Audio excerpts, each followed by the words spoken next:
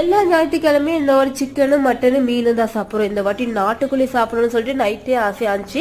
காலையிலேயே கடைக்கு போய் 1 கிலோக்கு வாங்கிட்டு வந்தா இந்த கவரை உரிக்கிறதுக்குள்ளே படாத பாடுபட்டுட்டேன். அதுக்கப்புறம் மஞ்சத்தூள்லாம் போட்டு கழுவி முதல்ல சூப்புக்கு தான் நல்லா பெப்பரு ஜீரகம் நல்லா தட்டி போட்டு தூக்கெல்லாம் எடுத்து வச்சுட்டேன். நானும் ஹஸ்பண்ட சூப்பை குடிச்சிட்டு பேலன்ஸ் இருக்கிற சிக்கன்ல கொஞ்சமா சில்லி போட்டுட்டு அடுத்து கிரேவி வச்சுக்கலாம்னு சொல்லி பிளான் பண்ணியிருந்தேன். இது வரைக்கும் நாட்டுக்கோழில நான் சில்லி சாப்பிட்டதே கிடையாது, வெளியும் சாப்பிட்டது கிடையாது, வீட்லயும் செஞ்சது கிடையாது. இந்த வாட்டி ட்ரை பண்ணலாம்னு சொல்லிட்டு மசாலாலாம் போட்டு ஊற வச்சு நான் பாட்டு கிரேவிக்கு தேவையான தக்காளி வெங்காயம் எல்லாம் நறுக்கிட்டு இருக்கும் போது ஹஸ்பண்ட் எனக்கு குழம்பு தான் வேணும் கிரேவி வேணான்னு சொல்லிட்டாரு. அதை அப்படியே குழம்பா மாத்திட்டு சில்லி பொரிக்க ஆரம்பிச்சுட்டேன். நேரத்துல 2 அடுப்புலயே வேலை பார்த்துட்டு இருந்தா ஏதாச்சும் ஒண்ணு கோட்டை விட்டுருவேனேன்னு சொல்லிட்டு நான் பாட்டு பயத்துல ஒன்னு சிம்முலயே ஒன்னு ஃபுல்லுலயே வச்சுட்டே குழம்பு வச்சுக்கிட்டே இருந்தேன். சைடு போக்கிலே 65 எல்லாம் பொரிச்சு சாப்பிட்டு பார்த்தா அப்படி ஒரு டேஸ்ட். இது வரைக்கும் இந்த மாதிரி டேஸ்ட்ல நான் சாப்பிட்டதே இல்லை.